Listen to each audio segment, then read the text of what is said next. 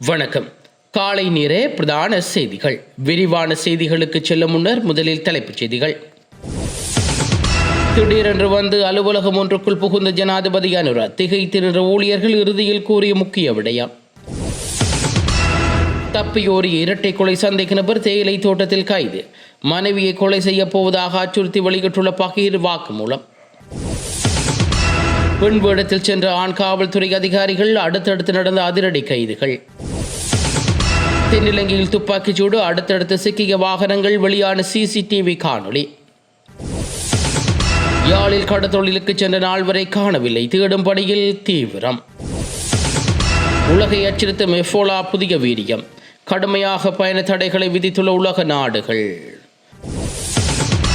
15 சேவைகள் அத்தியாவசியமான சேவைகளாக அறிவிப்பு. அனுராவின் முக்கிய அறிவிப்பு. 7 லட்சம் முதியவர்களுக்காக சுவிசம கொடுப்பனவு இன்று வங்கிக் கணக்குகளில். இலங்கையில் தொடர்ந்து வீழ்ச்சியை பதிவு செய்து வரும் தங்க விலை, மகிழ்ச்சியில் நகை பிரியர்கள்.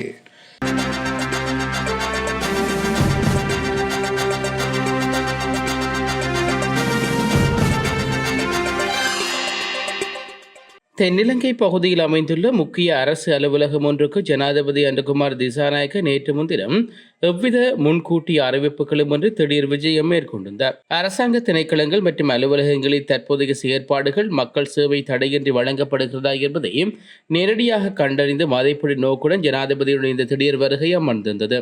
அலுவலகத்துக்கு தந்த ஜனாதிபதி அங்குள்ள பல்வேறு பிரிவுகளில் நேரில் சென்று ஊழியர்களின் கடமைகளையும் கோப்புகளை கையாளுதல் முறைமையும் பார்வையிட்டிருந்தார். அதே சமயம் அங்கு சேவைகள் பெற்றுக்கொள்வதற்காக காத்திருந்த பொதுமக்களுடன் ஜனாதிபதி நேரடியாக கலந்துரையாடினார். தங்களுக்கு சேவைகளை பெற்றுக்கொள்வதில் ஏதேனும் தாமதங்கள் அல்லது அசௌகரியங்கள் ஏற்படுகின்றன என்பது தொடர்பில் அவர் கேட்டறிந்து கொண்டுள்ளார். ஜனாதிபதியின் இந்த அதிரடி திடீர் வருகையானது அங்கிருந்த அரசு அதிகாரிகளுக்கு பெரும் அதிர்ச்சியை ஏற்படுத்திய அதேவேளை சேவைகள் பெற வந்திருந்த பொதுமக்கள் மத்தியில் பலத்த வரவேற்புகளையும் பாராட்டுகளையும் பெற்றுள்ளார். மட்டக்களப்பு நகரில் ஆட்டோவை வாடகைக்கு அமர்த்தி சென்ற கொள்ளையர்கள் சாரதிக்கு மயக்க மருந்து தெளித்து காடுகளுக்குள் வீசிவிட்டு அவரின் தங்க ஆபரணங்கள், பணம் மற்றும் கையடக்க தொலைபேசிகள் ஆகியவற்றை கொள்ளையடித்து தப்பியோடியுள்ளார்கள். இச்சம்பவம் ரிதனிய காட்டுப்பகுதியில் மயங்கிய நிலையில் கிடந்த சாரதி வியாழக்கிழமை மீட்கப்பட்டு வைத்தியசாலையில் அனுமதிக்கப்பட்டுள்ளதாக வாழைச்சேனை போலீசார் தெரிவித்துள்ளார்கள். ஊரச்சிமுனை பகுதியைச் சேர்ந்த 62 வயதுடைய ஆட்டோ சாரதி ஒருவரையும் இச்சம்பவத்தில் பாதிக்கப்பட்டுள்ளார். இவர் மட்டக்களப்பு நகரில் சின்ன ஆஸ்பத்திரி ஆட்டோ திரைப்படத்திலிருந்து நீண்ட காலமாக வாடகை சேவையில் ஈடுபட்டு வந்தவர் ஆவார். சம்பவ தினமான புதன்கிழமை பிற்பகல் 3 மணியளவில் வீடு சென்று மதிய உணவை உட்கொண்ட சாரதியும் மீண்டும் ஆட்டோ திரைப்படத்துக்கு சென்றுள்ளார். பின்னர் இரவு உணவுக்காக இடியப்பம் ஒன்றை வாங்கிக் கொண்டு இரவு 7 மணி அளவில் வீடு திரும்புவதற்காக தனது உறவினர்கள் தொலைபேசி மூலம் தெரிவித்துள்ளனர். அதனைத் தொடர்ந்து ஆட்டோ திரைப்படத்துக்கு வந்த நபர் ஒருவர் வாழைச்சேனை வரை செல்வதற்காக இவரது ஆட்டோவை வாடகைக்கு அமர்த்தியுள்ளார்கள். எனினும் இரவு 11 மணியாகியும் சாரதி வீடு திரும்பாதனால் பதட்டமைந்த உறவினர்கள் அவர் காணாமல் போயுள்ளதாக போலீஸ் நிலையத்தில் முறைப்பாடு செய்துள்ளார்கள். இந்நிலையில் வியாழக்கிழமை காலை வாழைச்சேனை போலீஸ் பிரிவுக்குட்பட்ட ரிதுதென்ன காட்டுப்பகுதியில் அண்டிய பகுதியில் ஆட்டோ ஒன்றுக்கு சாரதி ஒருவர் மயங்கி கிடப்பதை அப்பகுதி மக்கள் அவதானித்துள்ளார்கள். இதுகுறித்து போலீசாருக்கு தகவல் வழங்கப்பட்டதை அடுத்து சம்பவ இடத்துக்கு விரைந்த போலீசார் மயக்கமுற்று கடித்த சாரதியை மீட்டு மட்டக்களப்பு போதனா மருத்துவமனையில் அனுமதித்துள்ளார்கள். ஆட்டோவை வாழைச்சேனை வாடகைக்கு அமர்த்தி சென்ற கொள்ளையர்கள் திட்டமிட்டபடி சாரதிக்கு மயக்க மருந்து தெளித்து அவரை நிறைகுலைய செய்துவிட்டு பின்னர் அவரிடமிருந்து 1 பவுன் தங்க மோதிரம், பணம் மற்றும் கையெடுக்க தொலைபேசி ஆகியவற்றை கொள்ளையடித்துவிட்டு அவரை பாலிந்த காட்டு பகுதியில் கைவிட்டு தப்பிச் சென்றுள்ளதாக போலீசாரின் ஆரம்பகட்ட விசாரணைகளை தெரிய வந்துள்ளது. இக்கொடூர கொள்ளைச் சம்பவம் தொடர்பாக மட்டக்களப்பு தலைமையக போலீசாரும் வாழைச்சேனை போலீசாரும் இணைந்து விசேட விசாரணைகளை தீவிரமாக முன்னெடுத்து வருகின்றவை குறிப்பிடத்தக்கது. களுத்துறை வெட்டிக்கம பகுதியில் வர்த்தகர் ஒருவர் துப்பாக்கிச் சூட்டில் விழுந்த சம்பவத்துக்கு பயன்படுத்தப்பட்ட கார் கைவிடப்பட்ட நிலையில் கண்டுபிடிக்கப்பட்டுள்ளதாக போலீசார் தெரிவித்துள்ளனர்.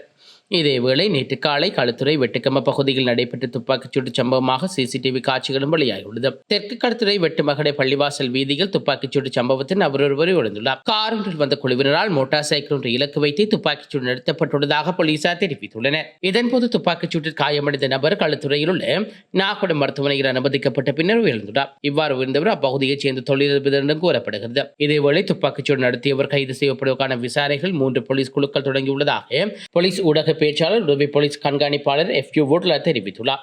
இதற்கமைய முன்னெடுக்கப்பட்ட விசாரணைகளில் துப்பாக்கிச் சூட்டில் ஈடுபட்ட சந்தேக நபர்கள் பயன்படுத்தியதாக சந்தேகிக்கப்படும் மற்றொரு வாகனம் களுத்துறை மத்துக்கம பகுதியில் கைவிடப்பட்ட நிலையில் கண்டெடுக்கப்பட்டுள்ளது.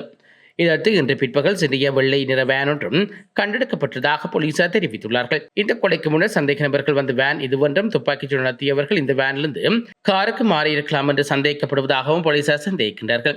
அதே நேரத்தில் தப்பியோடிய சந்தேக நபர்களை கைது செய்வதற்கான மேலதிக விசாரணைகளை போலீசார் மேற்கொண்டு வருகின்றனர்.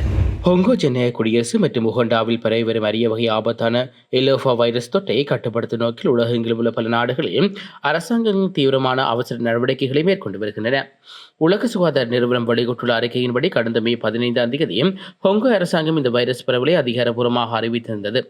ஹொங்கோவில் மாத்திரம் 220 சந்தேகத்துக்குமான மரணங்களும் 900 சந்தேகத்துக்கிடமான பாதிப்புகளும் பதிவாகியுள்ளன.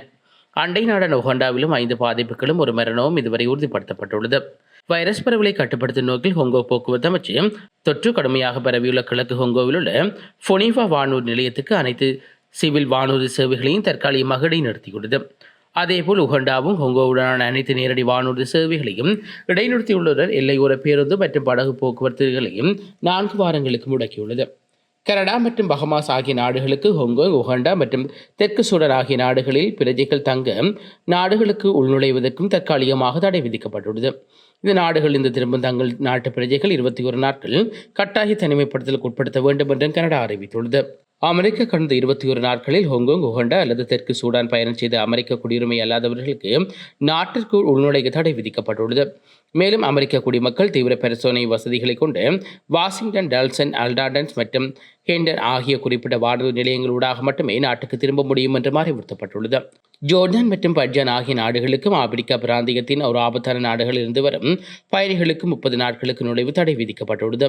இந்தியா தனது முக்கிய சர்வதேச வானூர்தி நிலையங்களில் கூடுதல் மருத்துவ பரிசோதனை கூடங்களை அமைத்துள்ளதுடன் ஹொங்கோ, உகண்டா மற்றும் தெற்கு சூடான் ஆகிய நாடுகளுக்கு பயணம் செய்வதையும் தவிர்க்குமாறு தனது குடிமக்களுக்கு பயண ஆலோசனைகளையும் வழங்கியுள்ளது. தாய்லாந்து அரசாங்கம் ஹொங்கோ மற்றும் உகண்டாவிலிருந்து வரும் பயணிகளையும் பாங்கோங்கில் சுவர்ணபூமி வானூர்தி நிலையம் வழியாக மட்டுமே நாட்டுக்கு நுழைய அனுமதிக்கப்படுவார்கள் என்றும் அங்கு நடத்தப்படும் பரிசோதனையின் தொற்று இல்லை என உறுதி செய்யப்பட வேண்டும் எனவும் அறிவித்துள்ளதாக சர்வதேச ஊடகங்கள் செய்தி வெளியிட்டுள்ளன. பருத்தித்துறை கடத்தொழிலுக்கு சென்ற 4 பேர் காணாமல் போயுள்ளதாக தெரிவிக்கப்படுகிறது. முனை மற்றும் கற்கோவளம் பகுதிகளிலிருந்து நேற்று முன்தினம் கடத்தொழிலுக்கு 2 படகுகளில் சென்ற 4 பேர் கரை திரும்பாத நிலையில் இன்று காலை முதல் தேடும் பணிகள் இடம்பெற்று வருகின்றன. நேற்று முதல் கடுமையான காற்று வீசுவதனால் படகுகள் விபத்துக்குள்ளாகி இருக்கலாம் என்று கடத்தொழிலாளர்கள் அஞ்சுகின்றார்கள். அத்தோடு சக கடத்தொழிலாளர்கள் தீவிரமாக தேடும் பணியிலும் ஈடுபட்டு வருகின்றார்கள். இந்நிலையில் கடற்படையினர் உதவி காலையிலிருந்து கோரப்பட்ட நிலையில் இதுவரை அவர்களின் உதவி கிடைக்கவில்லை என்றும் தெரிவிக்கப்படுகிறது. தாய்லாந்தில் லோப்புரி மாகாணத்தில் நடைபெற்ற வீதி நடன திருவிழாவின் போது மேகாபாய் வாய் வாய் என்ற போதைப்பொருள் கடத்த சந்தேக நபரை கைது செய்ய காவல்துறையினர் திட்டமிட்டுள்ளார்கள். இதற்காக 5 ஆண் காவல்துறை அதிகாரிகள் மற்றும் 1 காவல்துறை பெண் அதிகாரி என மொத்தம் 6 பேர் பளபளப்பான கவர்ச்சியான ஆடைகளை அணிந்து பெண் நடன குழுவினரை போல மாறு வேடமிட்டு அந்த நபரை நெருங்கியுள்ளார்கள். அதிகாரிகள் அந்த சந்தேக நபரை வெற்றிகரமாக கைது செய்ததுடன் அவரிடமிருந்து 53 மெட்டம்பெட்டமைன் போதைப் பொருட்கள் மாத்திரைகள், போதைப்பொருள் விற்பனைக்கு பயன்படுத்தப்படும் 200 பிளாஸ்டிக் பைகள் மற்றும் சட்டவிரோத சூதாட்டத்திற்கு பயன்படுத்தப்படும் கைபேசி ஒன்றையும் பறிமுதல் செய்துள்ளார்கள். அவர் மீது போதைப்பொருள் வைத்திருந்தமை மற்றும் சட்டவிரோத இணையவழி சூதாட்டம் நடத்தியமை ஆகிய குற்றச்சாட்டுகளின் கீழ் வழக்கு பதிவு செய்யப்பட்டுள்ளது. கைது நடவடிக்கை பின்னர் அந்த அதிகாரிகள் தங்களின் நடன ஆடை கலைக்கப்படாமலேயே கைவிலங்கப்பட்ட சந்தேக நபருக்கு பின்னால் நின்று காவல் நிலையத்தில் வைத்து புகைப்படம் எடுத்துக் கொண்டார்கள். நாங்கள் சும்மா சென்று அவரை எப்படி கைது செய்வது, ஆடை வாடகைக்கு எடுத்த படம் வீணாகிவிடுமே என்று நகைச்சுவையான தலைப்புடன் இந்த புகைப்படம் இணையத்தில் பகிரப்பட்டு வருகிறது. மின்சாரம், குடிநீர், சுகாதாரம், உணவு மற்றும் போக்குவரத்து, தகவல் தொழில்நுட்ப, ஒளிபரப்பு மற்றும் ஊடகம் உட்பட 15 சேவைகள் அத்தியாவசியமான சேவைகளாக அறிவிக்கப்பட்டுள்ளது. 1979ஆம் ஆண்டு 61ஆம் இலக்க பொதுமக்களின் அத்தியாவசிய சேவைகளின் சட்டத்தின் கீழ் 2ஆம் பிரிவின் கீழ் தனக்கு வழங்கப்பட்டுள்ள அதிகாரங்களுக்கு அமைய ஜனாதிபதி அனுகுமார் திசாநாயக்க இந்த உத்தரவை பிறப்பித்துள்ளார். எந்தவொரு அரசு கூட்டு தாபனங்களும், அரசாங்க திணைக்களும், உள்ளூராட்சி மன்றம் அல்லது கூட்டுறவு சங்கம் ஆகியவற்றின் மூலம் வழங்கப்படும் இந்த சேவைகளுக்கு எவ்வித தடங்கல்களும் ஏற்படுவதை தவிர்க்கும் நோக்கில் இந்த நடவடிக்கை எடுக்கப்பட்டுள்ளது. ஜனாதிபதியின் செயலாளர் எஸ்.என். குமாரநாயக்காவின் கையொப்பத்துடன் வெளியாகியுள்ள இந்த வர்த்தமானி அறிவித்தலில் குறிப்பிடப்பட்டுள்ள 15 அத்தியாவசியமான சேவைகளின் விவரங்களும் வெளியாகியுள்ளமை குறிப்பிடத்தக்கது.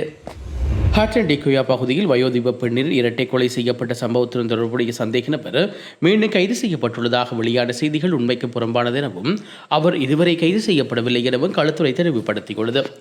டிகுயா இரட்டை கொலை சம்பவத்துடன் தொடர்பட்ட சந்தேக நபர் காவல்துறையினரால் கைது செய்யப்பட்ட நிலையில் இவருக்கு ஏற்பட்ட திடீர் நோய் காரணமாக கண்டி தேசிய மருத்துவமனையில் அனுமதிக்கப்பட்டிருந்தார். இதன்போது சிறைச்சாலை அதிகாரிகளின் கண்காணிப்பின் கீழ் இருந்து சந்தேக நபர் அவர்களின் பாதுகாப்பை மீறி மருத்துவமனையிலிருந்து தப்பியோடியுள்ளார். மருத்துவமனையில் தப்பியோடிய சந்தேக நபர் மீண்டும் கைது செய்யப்பட்டு விட்டதாக சில ஊடகங்கள் செய்தி வெளியிட்டிருந்தன. எனினும் இந்த செய்திகளை காவல்துறை ஊடகப் பிரிவு முற்றாக மறுத்துள்ளதுடன் தப்பியோடிய சந்தேக நபர் இதுவரை கைது செய்யப்படவில்லை என்றும் அவரை தேடும் பணிகள் தொடர்ந்து முன்னெடுக்கப்பட்டு வருவதாகவும் உத்தியோகபூர்வமாக அறிவித்துள்ளது. ஹட்டன் டிகோயா பகுதியில் உள்ள கடையொன்றில் வசித்து வந்த கணவரும் மனைவியும் கடந்த வெள்ளிக்கிழமை கொடூரமான முறையில் கொலை செய்யப்பட்டு அவர்களின் தங்க நகைகள் கொள்ளையிடப்பட்டிருந்தன. இந்த கொலை சம்பவத்தின் பிரதான சந்தேக நபரை இவ்வாறு தப்பியோடியுள்ளமை குறிப்பிடத்தக்கது. அஸ்விஸ்ம நிலம்புரி திட்டத்தின் கீழ் 70 வயதுக்கு மேற்பட்ட முதியவர்களுக்கான மே மாதத்துக்கான கொடுப்பனவுகளை இன்று பயணிகளின் வங்கிக் கணக்குகளில் வரவு வைப்பதற்காக அனைத்து ஏற்பாடுகளும் பூர்த்தி செய்யப்பட்டுள்ளதாக நிலம்புரி நன்மைகள் சபை அறிவித்துள்ளது. அதன்படி அஸ்விஸ்ம திட்டத்தின் 1ஆம் மற்றும் 2ஆம் கட்டங்களின் கீழ் தகுதி பெற்றுள்ள சுமார் புதிய பயனாளர்களுக்காக அரசாங்கத்தினால் 349 கோடிக்கும் அதிகமான ரூபாய் நிதி வைப்பிலிடப்பட்டுள்ளது. இதன் மூலம் 1ஆம் கட்டமாக 70 வயதுக்கு மேற்பட்ட 6,25,128 முதியவர்களுக்காக 3 கோடி ரூபாய்க்கும் மேற்பட்ட நிதி ஒதுக்கீடு செய்யப்பட்டுள்ளது. 2ஆம் கட்டமாக 70 வயதுக்கு மேற்பட்ட 73,663 முதியவர்களுக்காக 3 கோடிக்கும் மேற்பட்ட தொகை ரூபாய் நிதி ஒதுக்கப்பட்டுள்ளது. தகுதி பெற்றுள்ள அனைத்து பயனாளர்களுக்கும் தமக்குரிய முதியோர் கொடுப்பனவை நாளை முதல் தமது அஸ்வசம வங்கிக் கணக்கின் ஊடாக பெற்றுக்கொள்ள முடியும் என நிலம்புரி நன்மைகள் சபை மேலும் அறிவித்துள்ளது. இலங்கையின் தங்கத்தின் விலை நேற்று வீழ்ச்சியே ஏற்பட்டுள்ளதாக அகில இலங்கை நகைக்கடை வியாபாரிகள் சங்கம் அறிவித்துள்ளது. சர்வதேச சந்தையில் தங்கம் மற்றும் வெள்ளியின் விலை வீழ்ச்சியை பதிவு செய்த நிலையில் தற்போது இலங்கையிலும் தங்கத்தின் விலை வீழ்ச்சியை பதிவு செய்துள்ளது. நேற்று முன்தின நிலவரப்படி 24 கேரட் தங்க பவுன் ஒன்று 3,86,000 ரூபாயாக விற்பனையாகி வந்த நிலையில் தற்போது 3,000 ரூபாயாக குறைவடைந்துள்ளது. அந்த வகையில் தற்போதைய தங்கத்தின் விலை நிலவரப்படி 24 கேரட் தங்க பவுன் ஒன்று 3,83,000 ரூபாயாக விற்பனை செய்யப்பட்டு வருகிறது. 22 கேரட் தங்க பவுன் ஒன்று 3,52,400 ரூபாயாக விற்பனை செய்யப்பட்டு வருகிறது. இதன்படி 24 கேரட் தங்கத்தின் 1 கிராமின் விலை 47,875 ரூபாயாகவும் 22 கேரட் தங்கத்தின் 1 கிராமின் விலை 44,050 ரூபாயாகவும் விற்பனை செய்யப்பட்டு வருகிறது. அமெரிக்க அதிபர் டொனால்ட் ட்ரம்பின் தலைமுடியை போன்றே பொன்னிடமான முடியை கொண்டு வைரலான வங்காளதேசத்து எருமை மாடு பக்ரீத் பண்டிகையின் போது பலியிடப்படுவதிலிருந்து காப்பாற்றப்பட்டுள்ளது.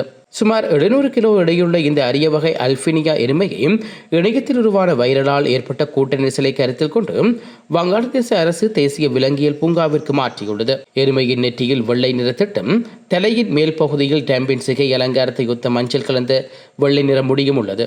இந்த விசித்திரமான தோற்றத்தால் ஈர்க்கப்பட்ட மக்கள் இதனை டொனால்ட் ட்ரம்பின் எருமை என்று அழைத்ததோடு நேரில் வந்து பார்க்கவும் செல்ஃபி எடுக்க வந்திருந்தார்கள். பாலிக்காக விற்கப்பட்ட இந்த எருமைக்கு கிடைத்த வரவேற்பை கருத்தில் கொண்டு அரசு தலையிட்டு அதனை மீட்டுள்ளது. வாங்கியவருக்கு பணம் திருப்பி அளிக்கப்பட்டு டக்கா விலங்கியல் பூங்காவில் தற்போது பாதுகாப்பாக வைக்கப்பட்டுள்ளது. டொனால்ட் ட்ரம்ப் போன்ற தோற்றத்துடனும் தலைமுடியுடனும் வைரலான இந்த எருமையின் சுவாரஸ்யமான காட்சிகள் தற்போது வைரலாகி வருகிறது. இத்துடன் பிரதான செய்திகள் நிறைவுக்கு வருகிறது. தொடர்ந்து நாளை காலை பிரதான செய்திகளோடு இணைந்து கொள்வோம். நன்றி. இது போன்ற செய்திகளை தெரிந்து கொள்ள யாழ் டிவி நியூஸ் சேனலை சப்ஸ்கிரைப் செய்து அருகே இருக்கிற பெல் பட்டனையும் கிளிக் செய்து கொள்ளுங்க. மேலும் இது போன்ற செய்திகளை உடனுக்குடன் தெரிந்து கொள்ள யாழ்டிவி.com எனும் இணையதளத்தின் வாயிலாக எங்களோடு இணைந்து கொள்ளுங்கள்.